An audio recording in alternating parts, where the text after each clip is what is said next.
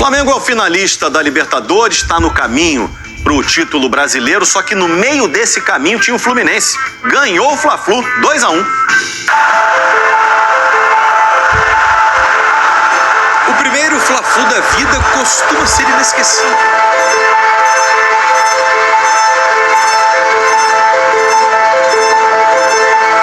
Sentir em campo uma das maiores rivalidades do futebol é um privilégio. Estou feliz porque a gente do Flu está feliz. Mas também pode ser pesado. A gente tem total confiança nele e sabemos que ele precisa do nosso respaldo, assim como precisa do respaldo do torcedor também. Léo Pereira falou isso porque o parceiro de zaga dele ontem parecia muito nervoso. Dandan, na hora que o João Vitor errou o passe ali, que deu oportunidade ao Martinelli, o Rossi já correu na direção dele e pediu para que o garoto se acalme. João Vitor tem só 18 anos. O Flamengo, como um todo, não fez um primeiro tempo de líder do campeonato. Deu só um chute a gol. E olha que antes do jogo o elenco sabia do empate entre Palmeiras e Vitória. E por isso sabia que podia aumentar a diferença para o segundo colocado. Só que encontrou um Fluminense implacável lá atrás. Tínhamos que ficar concentrados o tempo todo e, graças a Deus, fizemos uma partida impecável na parte defensiva. E muito rápido no ataque. Em tricolor, Canóbio bateu pra fora! A Costa, no primeiro Fla-Flu da carreira, dava vontade demais. Abriu o placar no instinto.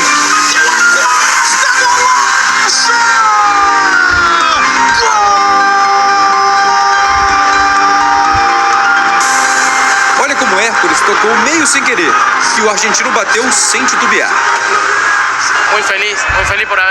Muito feliz por ganhar o primeiro Fla-Flu que joguei. É para os torcedores que merecem. O segundo gol saiu um pouco depois. João Vitor tocou mal para trás. Rossi tentou consertar, estava com a bola dominada, mas calculou errado. Mérito de Kevin Serna. O João Vitor atrasou no fundo pro Rossi. E aí, o Serna pega, tira do Rossi, joga pro gol. Eu assumo meu erro lá no segundo gol. Então é isso, é importante realmente quando um jogador erra, todo mundo ir para cima para tentar resolver o erro. A cantora Dua Lipa, convidada de honra, também era outra estreante em Fla-Flus. Vibrou com os gols do jogo e quase viu mais de 2 no primeiro tempo. O Fluminense perdeu oportunidades. Na volta do intervalo, o Felipe Luiz colocou Danilo e Juninho. O Flamengo ficou com a bola, se aproximou do gol e pediu pênalti neste lance entre Bruno Henrique e Thiago Silva. E o Bruno Henrique tá no chão. Para mim é claramente uma ação que o Thiago Silva já iniciou, depois da bola ter batido na perna dele, e o Bruno Henrique, ele vai lá e se coloca, simplesmente, ele não vai jogar, ele entra, ele vai provocar esse contato, ele não vai para jogar a bola, por isso eu entendo que não foi pênalti. Cebolinha, que entrou no segundo tempo, era perigoso pelo lado esquerdo. A saída esquerda do Fábio. Foi de onde saiu o cruzamento de Léo Pereira para a cabeçada de Juninho. Fábio foi buscar e, na sequência, pedem toque de mão, hein? O René diz que foi no peito. O árbitro de vídeo chamou. E ele dá pênalti! Jorginho foi preciso na cobrança. Contando o tempo regulamentar e acréscimos, foram pouco mais de 10 minutos de jogo. O Fluminense controlou esse tempo e saiu com os 3 pontos. Final 2-1. Com a vitória, o Fluminense de Luiz Beldia também chega a números impressionantes. Agora em 7 jogos, são 7 vitórias como mandante, 100% de aproveitamento. 11 gols marcados e só um sofrido. E dentro do Maracanã a gente sempre é muito forte. O Beldia é um grande treinador que vem trabalhando a gente, vem cada vez mais. Essa data FIFA foi muito importante, achei pra nós. O Flamengo perdeu o primeiro clássico estadual da temporada depois de 13 partidas. Isso não custou a liderança, mas a vantagem para o segundo colocado, o Palmeiras, diminuiu para 2 pontos. Consequências de um Fla-Flu: sorrisos e dor. Para os tricolores que debutaram no clássico, pode anotar, a vitória sobre o maior rival vai ficar encravada na memória. Vamos para as informações envolvendo o atacante Pedro. Tudo sobre o Pedro. Eu já vou logo responder essa pergunta aí que está na capa do vídeo, se é blefe ou não é. Não é blefe do Flamengo, muito pelo contrário. A lesão na coxa esquerda do atacante é grave. É grave. E assim, como ele se machucou? Vamos trazer todos os detalhes. No treino de terça-feira, na parte final já da atividade, em uma inversão de bola, ou seja, ele chutou a bola para lançar para um outro jogador, ele sentiu as dores na coxa esquerda e aí ele pediu para sair da atividade, saiu da atividade e lá no Ninho mesmo ele foi levado para fazer um exame, uma ultrassom, porque o Flamengo tem isso à disposição lá no CT Ninho do Urubu, uma máquina de ultrassom, falando aqui de maneira resumida, sucinta para vocês entenderem, e nessa máquina já foi apontada a lesão. E aí no dia seguinte, o Flamengo fez de propósito, deixou algumas horas até para, enfim, fazer um exame melhor, ter melhores detalhes. No dia seguinte, pela manhã, cerca de 7 horas da manhã, foi inclusive a hora que a gente divulgou a foto do jogador lá no hospital, foi um hospital particular na Barra da Tijuca, ele foi realizar a ressonância magnética. E essa ressonância, o diagnóstico foi uma lesão no reto femoral. Então, é um local extremamente delicado. É um músculo que as pessoas que trabalham no futebol, os médicos, a medicina esportiva diz que é o músculo de força da coxa. Então, é um músculo muito delicado de cicatrizar quando sofre uma lesão. E demora muito mais, além de ter sido uma lesão grave, de 2 a 3, grau 2 a 3. Só para vocês terem noção, é a mesma lesão que o goleiro Neto do Botafogo teve. A diferença é que a lesão do Neto foi mais grave, porque teve rompimento do músculo. E aí ele precisou passar por cirurgia para poder corrigir essa lesão que ele sofreu na coxa. Mas foi a mesma lesão, só que a do Pedro foi um pouco menos grave e ele não vai precisar passar por cirurgia. Mas o Pedro só volta no que vem, gente. Isso está certo. Isso está certo. Não é blefe do Flamengo, muito pelo contrário.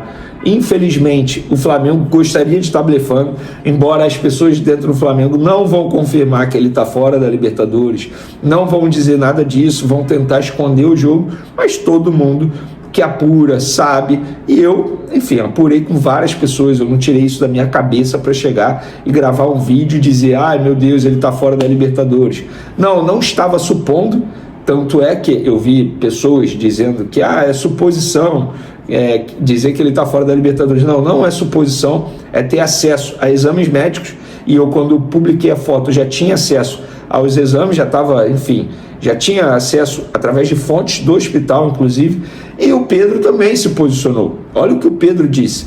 Nação, passando aqui para dizer que o Flamengo, nesse momento que o clube vive, os jogos que possui pela frente são muito maiores do que minha ausência nessa reta final. Agradeço todo o carinho de vocês, muito triste por estar de fora, mas confiante no grupo que se dedica e se entrega muito no dia a dia e jogos. Apoiem sem parar como sempre fazem. Todos que estão ali colocam o clube como prioridade, disse o camisa 9. Então o próprio jogador, ele já está dizendo que ele está fora dos jogos, dessa reta final da temporada. O próprio atleta está dizendo aí publicamente. Então é a verdade, gente, não é blefe, não tem nada disso. Agora, eu vou ser muito sincero, eu não vou chegar aqui e dizer que o Flamengo errou alguma coisa, seria leviano da minha parte. Não tenho essa informação de verdade. Óbvio que eu apurei, perguntei, mas ninguém vai me dizer isso. Agora, o Pedro é um atleta que ele passou por 2 cirurgias no joelho já. A gente sabe que jogadores que passam por cirurgias como essas no joelho sofrem em algum momento com lesões musculares. E foi o caso do Pedro. Só que o Pedro, cara, uma falta de sorte absurda, porque de verdade, toda vez que ele vive um grande momento, acaba acontecendo algo nesse sentido. Foi assim nos tempos do Fluminense, quando ele estava convocado para as Olimpíadas, se eu não me engano. Foi assim no Flamengo, quando ele precisou passar pela cirurgia, e ele se machucou inclusive na seleção brasileira, e está sendo agora, primeiro com a fratura no antebraço. Inclusive a fratura no antebraço vai muito bem, obrigado. Se não fosse essa lesão muscular, ele estaria em campo no sábado contra o Red Bull Bragantino. Esse era o planejamento adotado pelo Flamengo. Agora não vai acontecer. Inclusive, muita gente me perguntou assim, se o Flamengo for campeão da Libertadores, será que ele tem chance de ir para o Mundial, Intercontinental? Não, ele não tem chance. Ele vai ser preparado para o início da temporada, para a primeira rodada do Campeonato Brasileiro, no dia 28 de janeiro, pelo menos é o que está previsto nesse momento. Então, galera, assim, de verdade, com muita tristeza, porque eu sou torcedor do Flamengo, sou humano também, porque eu me coloco no lugar do atleta, com muita tristeza eu digo, ele está fora da Libertadores da América. E o meu papel como jornalista é informar e trazer aquilo que eu apuro. O que eu apurei, o que eu venho apurando desde o começo, é isso. Jogador com uma lesão grave, jogador fora da final da Libertadores e só volta na temporada 2026. Dito isso, galera, torcer para o Flamengo conseguir os títulos do Brasileiro, da Libertadores. A tarefa fica mais difícil para o técnico Felipe Luiz, mas obviamente não é impossível. Só para deixar claro, esse vídeo está sendo gravado antes do jogo contra o Fluminense. Daqui a pouco estou a caminho do Maracanã e vou publicar esse vídeo na quinta-feira pela manhã. E o vídeo seguinte vai ser comentando o jogo, enfim, o que aconteceu no Fla-Flu. Agora, partiu Maracanã. Espero voltar com mais uma vitória do Mengão. Tamo junto, galera. Fui! Fala, nação rubro-negra, somos do canal Fla do Povo e hoje trago notícias importantes sobre o Mengão e que prometem movimentar bastante os bastidores do clube. Segundo informações do jornalista Mauro Mendes, o Flamengo está interessado na contratação de João Arias, jogador que vem se destacando no futebol sul-americano e que já desperta a atenção de vários clubes. O nome do atleta agrada muito à diretoria rubro-negra, que busca reforços de alto nível para montar um elenco ainda mais forte e competitivo visando a temporada de 2026. O Flamengo entende que precisa de peças decisivas para voltar a dominar o futebol brasileiro e brigar de igual para igual nas competições internacionais. E por isso vem analisando jogadores com características que possam elevar o patamar do time. Arias é visto como um atleta versátil, habilidoso e com grande capacidade de criação, podendo agregar muito ao sistema ofensivo do Mengão. A diretoria já vem fazendo um planejamento antecipado para a próxima temporada. E o foco é trazer jogadores que cheguem para ser titulares e façam diferença desde o primeiro minuto em campo. O elenco precisa de opções de velocidade, intensidade e qualidade técnica, e o colombiano se encaixa perfeitamente nesse perfil. O interesse do Flamengo demonstra a ambição do clube em montar um grupo poderoso que seja capaz de disputar todos os títulos possíveis em 2026, inclusive competições internacionais que exigem ainda mais força e regularidade. A ideia é formar um elenco equilibrado, com nomes experientes, jogadores em ascensão e atletas que possam resolver jogos complicados. João Arias é exatamente o tipo de reforço que se encaixa nesse projeto. O atleta tem contrato em vigor e sua negociação não deve ser simples, mas o Flamengo estuda alternativas e observa atentamente o mercado para encontrar uma forma viável de concretizar a contratação. Além disso, o projeto esportivo do Mengão para 2026 é um dos mais atrativos do país, com uma equipe competitiva, um calendário cheio de grandes desafios, e o interesse no jogador mostra que o Flamengo quer montar um elenco dominante que dê orgulho à torcida e que esteja pronto para encarar qualquer adversário dentro e fora do Brasil. Com reforços de peso, a expectativa da torcida é enorme e 2026 promete ser um ano de muitas emoções para todos que vestem e apoiam o manto sagrado. Então, nação rubro-negra, o que vocês acham de João Arias no Flamengo? Deixem a opinião de vocês e fiquem ligados, porque vem muita novidade por aí.